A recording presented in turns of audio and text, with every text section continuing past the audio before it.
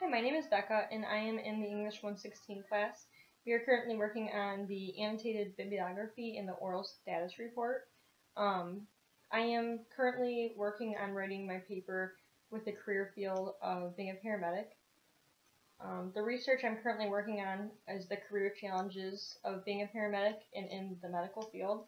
Some of the challenges I have found on different websites and different research I'm working on is the difficulties working with children and how it impacts your emotions and how it impacts you as a paramedic.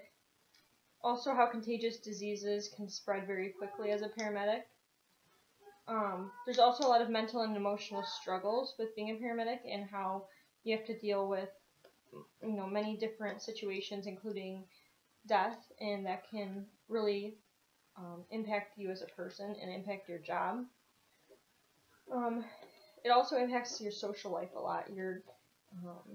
You're always working with one partner, and sometimes with that partner you get into very good friendships, and that is a positive of being a paramedic, is having that close partner and that close friend. Another career challenge with being a paramedic is pay.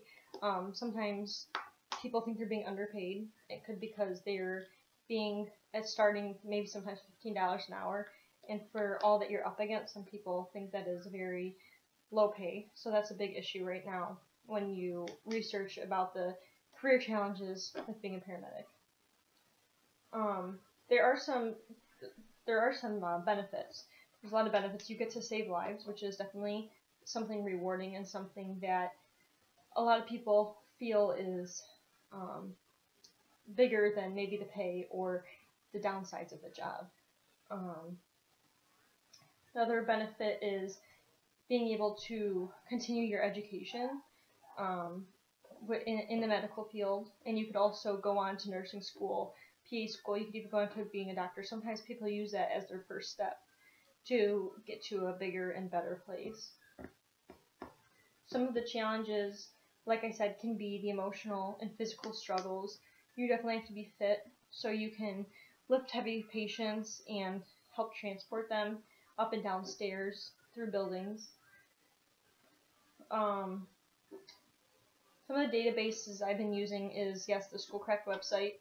Also in Module 4 there was a list of websites, and specifically one that was used for emergency medical technicians, and it's a site that explains the emotional struggles and also the educational struggles sometimes people have when they need like a scholarship in order to continue their education, and that website is something that has those scholarships available. So that was something that helped me support some of my research.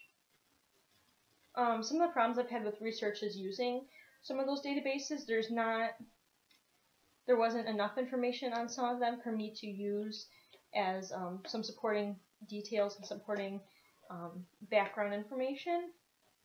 But I did simply Google career challenges with being a paramedic or an EMT, and I did get a lot of good information that I was able to use in my research. Specifically, 5 sites that I used that I was really able to grab a lot of information on. A lot of them are articles from paramedics themselves and explaining some of the struggles that they have had or their partners have had, and also how it impacts their life. And that was very helpful to me. Another really good thing I found with the research is help with the citations, to make sure that with the APA citations they're accurate. I found a really good website to help me with that, and that's one thing I think if others use, maybe they could have more knowledge with how to properly use APA formatting. So all I did was type into some boxes information about the article, the website, the person that wrote the article, the date, the database, like the date that I used it and accessed it, and that was able to help me cite the site myself. So I think so far I've came a long way from where I was at, and I hope that this maybe helped some other people out there that are currently writing their paper.